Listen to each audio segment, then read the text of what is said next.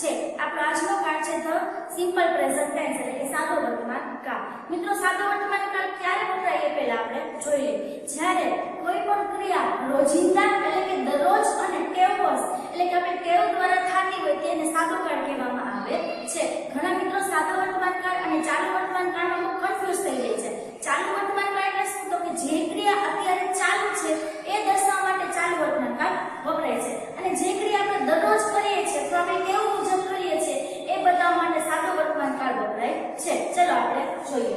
સૌથી પહેલા ક્યાં કરતા સાથે ક્યુ ક્રિયાપદ વાપરવામાં આવશે અને ક્યુ ટુ બી ના ટુ હેવ હેઝ ના અને ટુ ડુ ડઝ ના ક્યાં રૂપ લાગશે એ આપણે જોઈ લઈએ. એકવચન અને બહુવચનમાં જો પહેલો પુરુષ એકવચન એટલે કે આઈ હોય તો એની સાથે ટુ બી નું ક્રિયાપદ એમ, હેવ હેઝ માંથી હેવ અને ડુ ડઝ માંથી ડુ વપરાય છે. જો પહેલો પુરુષ બહુવચન હોય એટલે કે વી હોય તેની સાથે આર, હેવ અને ડુ વપરાય છે. પછી બીજો પુરુષ એકવચન એટલે કે યુ, તું અથવા તમે હોય તો એની સાથે આર, હેવ અને ડુ વપરાય છે. બીજો પુરુષ બહુવચન યુ, તમે હોય તો એની સાથે આર, હેવ અને ડુ વપરાય છે.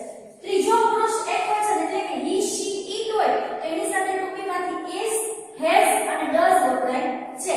એવી રીતે ત્રીજો પુરુષ બહુવચન હોય મતલબ કે ધે આવે છે તો એની સાથે આર, હેવ અને ડુ વપરાય છે. મિત્રો આની જાણકારી તો તમને પહેલેથી છે છતાં પણ આપણે છે રિવાઇઝ કરી લઈએ. હવે એના પછી ક્રિયાપદ હોય છે, એક્શન વર્ડ્સ હોય છે એને કર્તાની સાથે કઈ રીતે લેવાય છે તે આપણે જોવાનું છે. એક વસ્તુ ખાસ યાદ રાખજો મિત્રો કે બધા જેટલા કર્તા છે હી, શી, ઇટ એટલે કે ત્રીજો પુરુષ એકવચનને છોડીને પહેલો પુરુષ, બીજો પુરુષ એકવચન, બહુવચન અને ત્રીજો પુરુષ બહુવચન છે એમાં બધામાં ક્રિયાપદનું મૂળ રૂપ વપરાય છે. ફક્ત ત્રીજો પુરુષ એકવચનની સાથે જ એસ કે ઈએસ વાળું રૂપ વપરાય છે. જ્યારે ત્રીજો પુરુષ હી, શી, ઇટ એકવચન હોય ત્યારે એની સાથે ક્રિયાપદનું એસ કે ઈએસ વાળું રૂપ લાગશે. બાકી આ પાંચે પાંચ જગ્યાએ એનું મૂળ રૂપ જ વાપરવાનું રહેશે. ક્રિયાપદનું મૂળ રૂપ બધે વપરાશે. કોને છોડીને? તો કે હી, શી, ઇટ ને છોડીને. પછી ત્રીજા પુરુષ એકવચનમાં જ એસ પ્રત્યય લાગશે અને ક્રિયાપદની પાછળ એસ પ્રત્યય લાગશે. ઉદાહરણ તરીકે જો કર્તા હી, શી, ઇટ માંથી કોઈ છે અને ક્રિયાપદ લર્ન નાખ્યું છે તો આપણે પાછળ લર્ન સ એવી રીતે કરી નાખશું. પછી જો ત્રીજા પુરુષ એકવચન ક્રિયાપદ છે અને તમને જે ક્રિયાપદ એક્શન વર્ડ આપ્યો છે એનો છેલ્લો શબ્દ S, double S, CH, SH, O કે એક્સ હોય તો ક્રિયાપદની પાછળ ઈએસ પ્રત્યય લાગશે. ઉદાહરણ તરીકે વોશ એના છેલ્લા બે શબ્દ છે એસ, એચ છે. જો કરતા હી, શી, ઇટ છે તમને શું લાગી જશે? ઈએસ લાગી જશે. એના પછી વ્યંજન વત્તા વાયુ જો કરતા હી, શી, ઇટ છે અને ક્રિયાપદની પાછળના બે શબ્દમાંથી છેલ્લો શબ્દ વાય છે એનો આગલો શબ્દ છે વ્યંજન છે તો વાય ને બદલે આઈ એસ મૂકવામાં આવે છે. ક્રિયાપદ લીધું છે સી આર વાય ટ્રાય, છેલ્લો શબ્દ વાય છે અહીંયા આગળ આર વ્યંજન છે તો આપણે શું કરશું તો કે વાય ને બદલે આઈ એસ મૂકી દેશું એટલે કે વાય કાઢી અને આઈ એસ મૂકી દેવાનું રહેશે. જો ક્રિયાપદમાં કરતા હી, શી, ઇટ છે અને ક્રિયાપદના છેલ્લા બે શબ્દ સ્વર વત્તા વાય છે તો એસ પ્રત્યય લાગશે. P L A Y play એટલે રમવું, ચલો શબ્દ વાય છે એમ આગલો શબ્દ એ છે એ ઈ આઈ ઓ યુ સ્વરમાંથી આવે છે એટલે અહીં શું કરવાનું કરતા હી, શી, ઇટ માટે ફક્ત એસ પ્રત્યય લાગશે.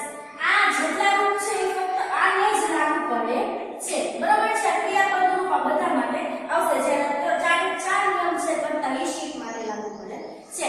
હવે હું તમને હોમવર્કમાં થોડી ખાલી જગ્યા લઈશ જે તમારે સાદા વર્તમાન કાળથી ફિલઅપ કરવાની છે અને થોડાક વાક્ય છે એ પણ તમારે શીખવાડું છું મુજબ કરવાના રહેશે. ચાલો આપણે પહેલી ખાલી જગ્યા જોઈએ. મીના ખાલી જગ્યા ઓ લેટર કાઉન્સમાં આપ્યું છે બ્રાઇટ. મીના એટલે કે છોકરી, શી વપરાય. ખાલી જગ્યામાં આપણે ક્રિયાપદનું સાચું રૂપ શું આવે મૂકવાનું છે? અ લેટર એટલે પત્ર. મીના પત્ર લખે છે. મીના ટેવવશ પત્ર લખતી હશે. બરાબર છે? હવે મીના એટલે કે શી આવી છે. હવે શી હોય ત્યારે ક્રિયાપદ કેવું રૂપ લાગે તો કે એસ કે ઈએસ વાળું. હવે તમે અહીંયા જુઓ છો W R I T E અહીં બતાવ્યા પ્રમાણે કોઈ નિયમ લાગુ પડતા નથી તો આપણે શું કરશું એની પાછળ એસ પ્રત્યય લગાવી દેશું. Meena writes a letter, Meena પત્ર લખે છે. વી ખાલી જગ્યા ફાસ્ટ કાઉન્સમાં રન, અમે ઝડપથી દોડીએ છીએ. હવે કરતા કોણ છે? વી એટલે કે બહુવચન આવ્યું. બહુવચન હોય ત્યારે આપણે શું લઈએ છીએ તો કે આર, હેવ અને ડુ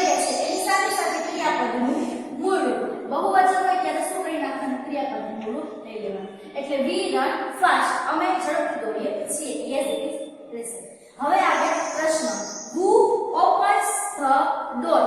દરવાજો કોણ ખોલે છે? કૌંસમાં શું આપ્યું છે? તેજસ્વીની. તો who એટલે કે કોણ? જવાબ આપણને આપી દીધો છે. તો આપણે શું લખશું? તેજસ્વીની opens the door. એના પછી how many marbles does Rajat have? How many એટલે કેટલા? Marbles એટલે લખોટીઓ. does એટલે કે કરતા ही શીટ માટે પ્રશ્ન પૂછે ત્યારે વપરાય. have એટલે ની પાસે હોવું. રજત પાસે કેટલી લખોટીઓ છે? જવાબ આપી દીધો છે 10. જવાબ લખશું સૌથી પહેલા કરતા રજત. હવે તમને ખબર છે જ્યારે કરતા ही she it હોય રજત છે હીમાં આવશે ત્યારે does ની સાથે હંમેશા have વપરાય છે. હવે આપણે શું કરવું છે? જ્યારે does નીકળે ત્યારે ક્રિયાપદનું મૂળ રૂપ અથવા s કે es વાળું લાગી જાય. હવે તમને એટલું વસ્તુ યાદ રહે જ હશે કે does છે કોના માટે વપરાય? તો કે he she it માટે જ વપરાય. એટલે એક કન્ફ્યુઝન તો ક્લિયર થઈ ગયું કે આમાં આપણે કયું રૂપ લેવાનું છે? તો કે s કે es વાળું રૂપ જ લેવાનું છે કેમ કે does આપેલું છે એટલે. હવે does નીકળી ગયું છે બરોબર છે. રજત છે એટલે ત્રીજો પુરુષ એકવચન થઈ ગયો છે. તો એના માટે પહેલા આપણે કરતા જોઈ લઈએ. તો કરતા કોણ થયું આમાં? have. ક્રિયાપદ થયું have. રજત છે ત્રીજો પુરુષ એકવચન તો એના માટે have છે. તો have નું શું થઈ જશે? has. Rajat has.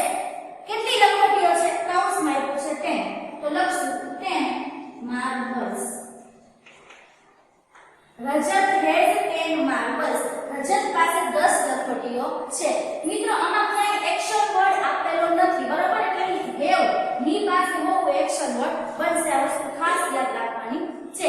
હું તમને હોમવર્કમાં આવી ખાલી જગ્યાને આવા વાક્ય આપું છું એ તમારે નિરાંતે વિડિયો જોઈ આ કોષ્ટક આખો તમારો જે આખો ચોપડો બનાવેલો છે એમાં ફરજિયાત લખવાનો રહેશે. Thank you.